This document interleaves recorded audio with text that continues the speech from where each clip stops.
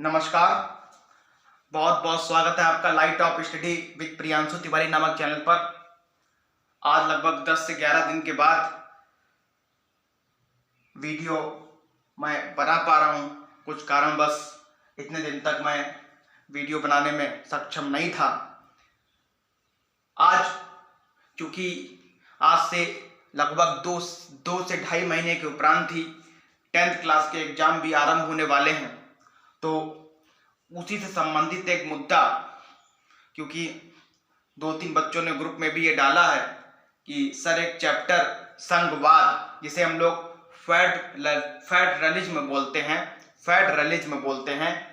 संघवाद जिसे हिंदी में बोलते हैं, उस विषय में थोड़ा समझा दीजिए कि क्या है संविधान, क्या है यूनियन लिस्ट, क्या है कॉन्करेंट लिस्ट, क्या है स्टेट लिस्ट और क्या है स्पेशल पावर, जिसे अवशिष्ट शक्तियां के नाम से भी जाना जाता है। तो उसी से संबंधित एक वीडियो मैं आप सबके समक्ष पेश करने जा रहा हूं। तो वीडियो बहुत ही इंपॉर्टेंट है, अतः ध्यान से देखिए। और जितनी लिस्ट मैं आपको बताऊंगा, स्पेशली जितने भी 10th क्लास के बच्चे जो हैं वो उस लिस्ट को जरूर देख लीजिए, क्योंकि मैं यूनियन लिस्ट से भी 5 कंटेंट बताऊंगा, स्टेट लिस्ट से भी 5 कंटेंट बताऊंगा और कॉन्करेंट लिस्ट से समवर्ती सूची बोलते हैं, उससे संबंधित भी 4 से 5 कंटेंट बताऊंगा।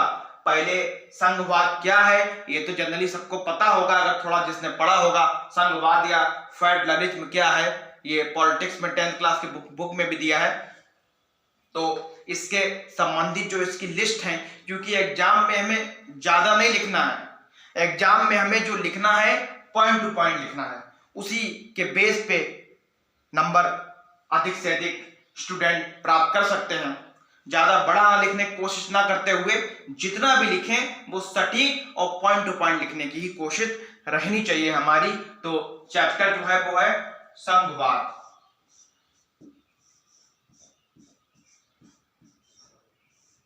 या इसे बोलते हैं फेडरलिज्म।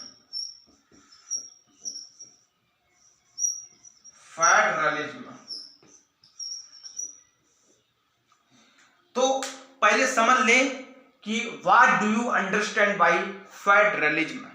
संघवाद वास्तव में है क्या। अगर हम लोग हमारे संविधान का पार्ट 1 पढ़ते हैं, क्योंकि संविधान में टोटल पार्ट 22 थे, वर्तमान में अगर देखा जाए 25 है, लेकिन जब ये इंप्लीमेंट हुआ था, जब ये बना था, कब बना था संविधान हमारा 26 नवंबर 1949 को ये बन चुका था, लेकिन ये इंप्लीमेंट किया गया 26 जनवरी 1950। इसका भी इतिहास मैं आपको लगभग 1.5 महीने पहले बता चुका हूं, किस प्रकार लाहौर अधिवेशन 1929 में 30 दिसंबर 1930 को जो लाहौर अधिवेशन पीटी नेहरू जी के अध्यक्षता में संपन्न हुआ था, उसमें भारत ने सबसे पहली बार घोषणा की थी कि आगे 26 जनवरी 1930 को भारत पहली बार अपना स्वतंत्रता दिवस मनाएगा। फिलहाल तो संघवाद फेडरलिज्म, वास्तव में ये संघवाद शब्द ये है क्या, क्योंकि हमारे संविधान के पार्ट 1 में लिखा है, क्या लिखा है कि भारत जो है वो राज्यों का संघ है। भारत क्या है, भारत राज्यों का संघ है, याद रखिए। India is a association of state, India is a association of state, राज्यों का संघ है। मतलब बहुत सारे राज्य मिलाकर ही केंद्र की स्थापना करते हैं, बहुत सारे राज्य मिलाकर ही देश बनाते हैं। ये हमारे संविधान के पार्ट 1 में बखूबी लिखा भी है, कॉन्स्टिट्यूशन 1 में। तो यहां टॉपिक है संघवाद। संघवाद का आशय जो है वो है जब किसी देश में जो देश की समस्त शक्तियां होती हैं वो केंद्र और राज्य दोनों में विभाजित होती हैं। याद रखिए, मैं पुनः अपनी बात दोहराता हूं, संघवाद का आशय उन शक्तियों से है जो केंद्र और राज्य दोनों में विभाजित होती हैं, उसी को हम लोग संघवाद बोलते हैं। when the powers are distributed between both state and central government, that's known as federalism या संघवाद उसे बोलते हैं। जब किसी देश की शक्तियां दो भागों में डिवाइड होती हैं, क्योंकि अगर हम लोग देखा जाए स्टेट की अलग पावर है। अभी जो कृषि कानून बना था उस पर राकेश टिकैत जी ने काफी लंबा आंदोलन छेड़ा था, क्योंकि कृषि कानून राज सूची का विषय है, आपको मालूम, अभी मैं आपको बताऊंगा। और केंद्र ने उस पर कानून बना दिया, जबकि अंबेडकर जी ने साफ साफ संविधान में शो किया है कि जो कृषि है वो राज सूची का विषय, स्टेट लेवल का विषय। हालांकि इस पे पीटी नेहरू ने 1951 में एक अमेंडमेंट किया था, लेकिन वो डिटेल बाद में बताऊंगा भाई। लेकिन फिलहाल अभी याद रखना, संघवाद का आशय क्या हो गया? संघवाद का आशय उन शक्तियों से है जो स्टेट और सेंट्रल गवर्नमेंट दोनों में डिवाइड होती हैं। कुछ शक्तियां केंद्र के पास रहती हैं, कुछ शक्तियां राज्य के पास रहती हैं, वही संघवाद का आशय हो गया, फेडरलिज्म का मतलब हो गया। ऐसा, मैं पुनः अपनी बात एक बार और दोहरा देता हूं, ऐसा देश जिसमें देश की कुछ शक्तियां सेंट्रल गवर्नमेंट के पास एवं कुछ शक्तियां स्टेट गवर्नमेंट के पास होती हैं, when the power is divided between central and state government separately, that known as federalism, संघवाद उसे हम लोग बोलते हैं। अब संघवाद अगर पढ़े तो पावर किस प्रकार डिवाइड है, ये क्वेश्चन ज्यादा इंपॉर्टेंट हो जाता है, क्योंकि हमें कम से कम 4 से 5 कंटेंट तो मिनिमम लिखने ही है, क्योंकि मोस्ट इंपॉर्टेंट क्वेश्चन है। और कहीं ना कहीं लॉन्ग आंसर में अगर ये क्वेश्चन आ जाता है तो मैं ये दावा कर सकता हूं कि पूरे अंक आप लोग प्राप्त कर सकते हैं अगर आपने ये पूरी पावर ध्यान से पढ़ ली। आपको बता दें 3 भागों में ये पावर डिवाइड है। पहली पावर है यूनियन, केंद्र के पास, दूसरी पावर है स्टेट के पास, और तीसरी पावर है कॉन्करेंट, जो स्टेट और राज्य दोनों के पास है। जैसे अगर बात कर लें तो एजुकेशन, शिक्षा एक ऐसा विषय है जिसपे केंद्र और राज्य दोनों अपने अपने कानून बना सकती है, लेकिन एक दूसरे पर इंट्रूड मतलब थोप नहीं सकती। इंट्रूड मींस थोपना, थोप नहीं सकती है। तो पहले यहां बात कर लेते हैं यूनियन लिस्ट की।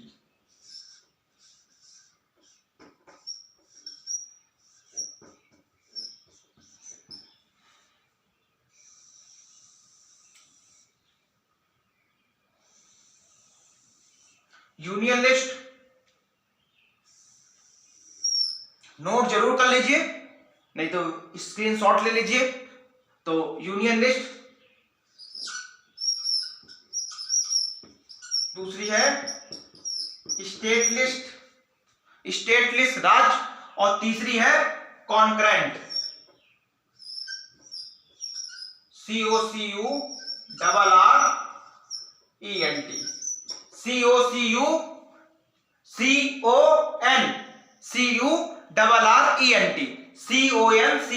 CONCURRENT, concurrent list. इसे हम लोग हिंदी में बोलते हैं समवर्ती सूची, जो ऑस्ट्रेलिया के कॉन्स्टिट्यूशन से लिया गया है। ये जो कॉन्करेंट समवर्ती का मीन्स होता है ऐसी सभी शक्तियां जिसपे यूनियन और स्टेट गवर्नमेंट दोनों को राइट हो कानून बनाने का, उसे कॉन्करेंट लिस्ट बोलते हैं। इसे ऑस्ट्रेलिया के संविधान से लिया गया है। यह हालांकि आपके कंटेंट में 10th क्लास में नहीं होगा जहां तक मुझे मालूम, फिर भी याद रखिए, क्योंकि संविधान में बहुत सारे कंटेंट ऐसे हैं जो कहीं ना कहीं किसी देश से लिए गए हैं। जैसे अगर इमरजेंसी बोलते जो 1975 में लगी थी, जून 1975 में, वो आपकी जर्मनी से ली गई है। उसके बाद नीति निर्देशक तब जो है आयरलैंड से लिए गए हैं, जो 36 से 51 तक हमारे कॉन्स्टिट्यूशन में है। तो उसी प्रकार यूनियन लिस्ट में कौन कौन से आते हैं? यूनियन लिस्ट में जितने भी हम कंटेंट लिखने जा रहा हूं उस पे कानून बनाने का जो राइट है वो केवल केंद्र सरकार को है। अगर कहें तो वर्तमान में मोदी जी की सरकार को केवल ये कानून है कि वो यूनियन लिस्ट के अंतर्गत क्या कर सकते हैं, जो वो शक्तियां शामिल है। पहले देख लीजिए, पहले इसमें शामिल है फॉरेन लोन, विदेशी ऋण।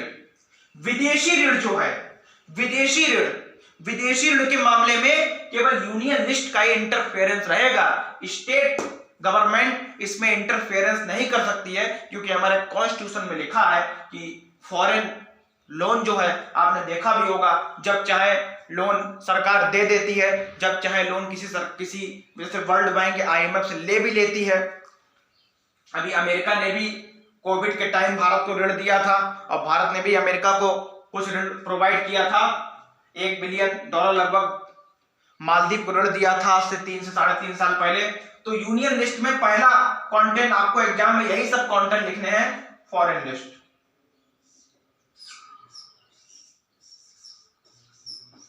फॉरेन लोन, फॉरेन लोन मैं बार बार रिपीट भी कर देता हूं, देखने में प्रॉब्लम हो तो आप सुन सकते हैं। फॉरेन लोन, विदेशी ऋण, विदेशी ऋण, विदेशी ऋण फॉरेन लोन यूनियन लिस्ट में आता है आपका। उसके बाद दूसरा है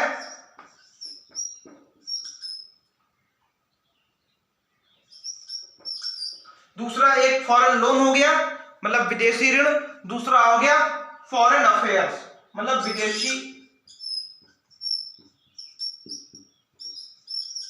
फॉरेन अफेयर्स मतलब विदेशी मामले या विदेशी व्यापार में भी जो पूरी पावर रहेगी वो यूनियन लिस्ट की होगी। मतलब यूनियन गवर्नमेंट जो हमारी है वही अपने अनुसार जो उसे फेयर और अनफेयर लगेगा उसी के अकॉर्डिंग विदेशों से व्यापार हम लोग करेंगे।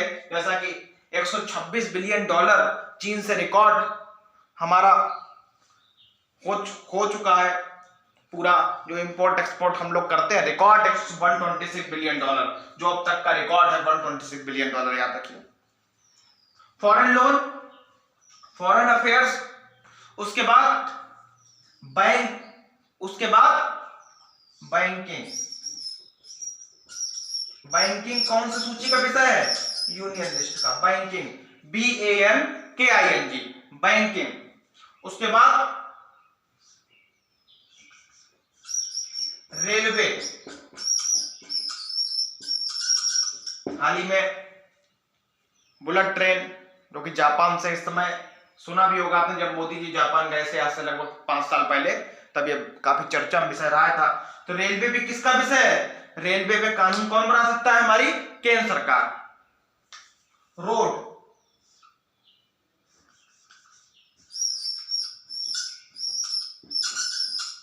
उसके बाद रेलवे हो गया, फिर आपका हो गया रोड, रोड हो गया, उसके बाद आपका हो गया वाटर,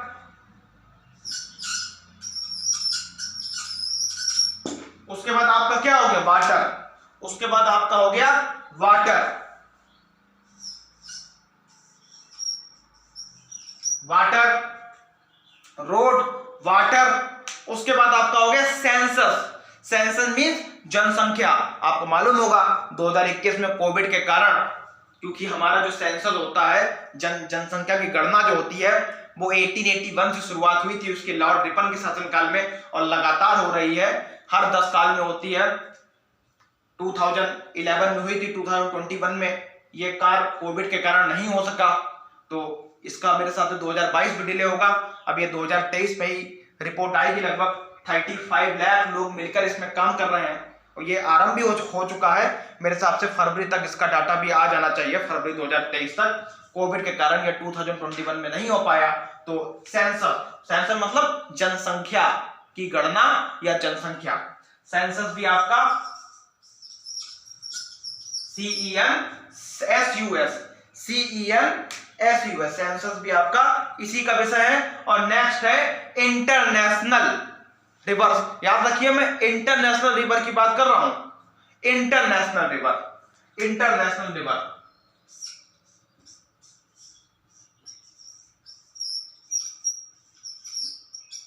इंटरनेशनल रिवर जो है रिवर्स, वो भी आपकी यूनियन लिस्ट में आती हैं। मैं हट जाता हूं, एक बार और देख लीजिए, ये भी आपकी यूनियन लिस्ट में आती हैं, याद रखिए। और नेक्स्ट है वो है इंटरनेशनल ट्रीटी। ट्रीटी मतलब संधियां, बातचीत। चाइना से बातचीत चल रही है, इसमें स्टेट गवर्नमेंट का तो कोई इंटरफेयर नहीं रहा है। पाकिस्तान से बात चलेगी, चाइना से बात चलेगी, नेपाल से भी काला पानी विवाद रहा है, वो सब यूनियन लिस्ट नहीं, यूनियन गवर्नमेंट को ही इसे सेटल करना है, सुलझाना है। तो नेक्स्ट आपका क्या है? इंटरनेशनल ट्रीटी, या केवल यहां हम लोग कर सकते हैं ट्रीटी, TREATY।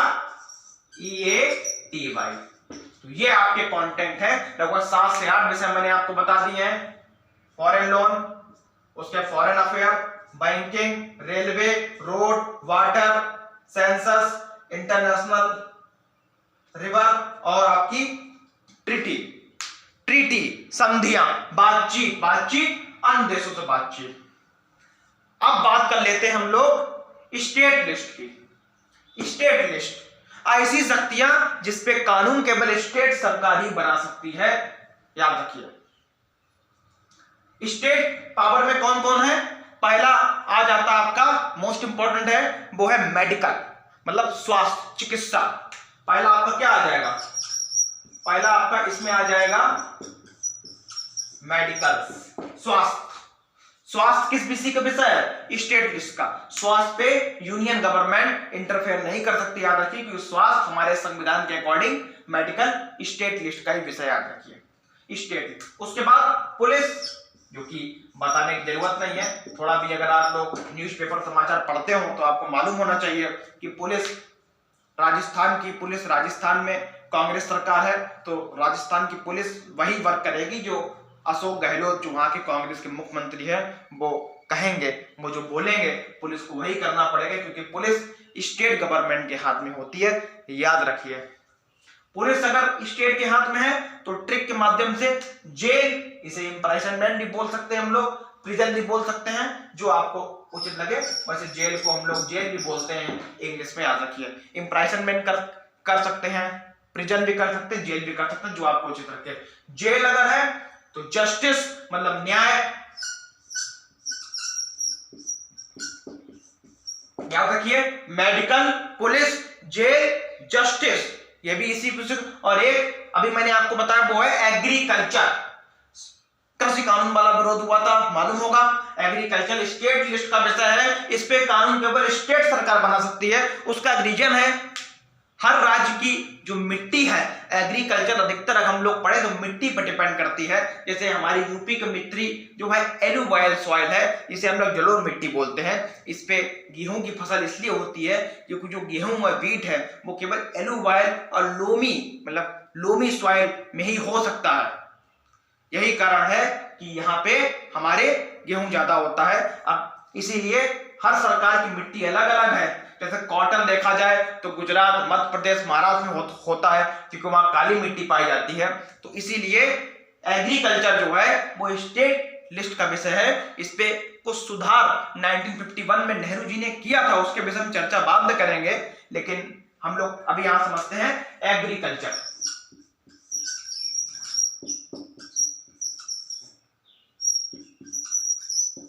एग्रीकल्चर अगर है स्टेट में तो इरिगेशन मतलब सिंचाई कितना इजी है, तो इरिगेशन भी एग्रीकल्चर संबंधित है, वो भी हम लोग लिखेंगे किसमें? स्टेट में। इरिगेशन हम लोग किसमें लिखेंगे? स्टेट में, स्टेट में, याद रखिए। और लास्ट में एक आ जाता है वाइन। कोविड पीरियड में देखा होगा आपने, कोविड पीरियड में देखा भी होगा, 200 करोड़ रुपए की बिक्री हुई थी एक दिन में, जब ये वाइन जब खोलने की कॉन्सेंट दी गई थी। तो वाइन भी मतलब शराब, वाइन मीन शराब, WI यानी यहाँ पे लिकर भी हम लोग कर सकते हैं। ये भी स्टेट लिस्ट का विषय, ये भी किसका विषय है? ये भी है स्टेट लिस्ट का विषय, याद रखिए। नेक्स्ट कॉन्करेंट लिस्ट, ये थोड़ी इंपॉर्टेंट है, इसे भी थोड़ा समझना है। ये है समवर्ती सूची, से कॉन्करेंट बोलते हैं इंग्लिश में। ऐसी सारी शक्तियां, ऐसे सारे विषय, ऐसे सारे सब्जेक्ट जिसमें कानून यूनियन और स्टेट गवर्नमेंट दोनों बना सकती है अपने अकॉर्डिंग, तो उसे बोलते हैं हम लोग कॉन्करेंट लिस्ट। पहला इसमें आ जाता है एजुकेशन।